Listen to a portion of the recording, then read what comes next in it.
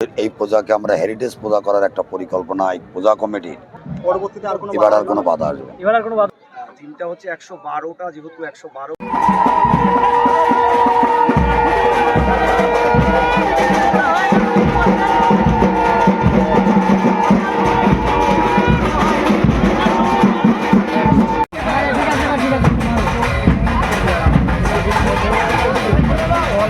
অনুষ্ঠানে কিন্তু ভোটার কাজ করছেই